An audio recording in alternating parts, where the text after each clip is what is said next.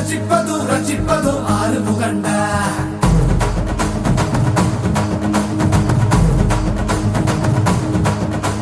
சிவன் மகண்டா பொன் மகன் எவண்டா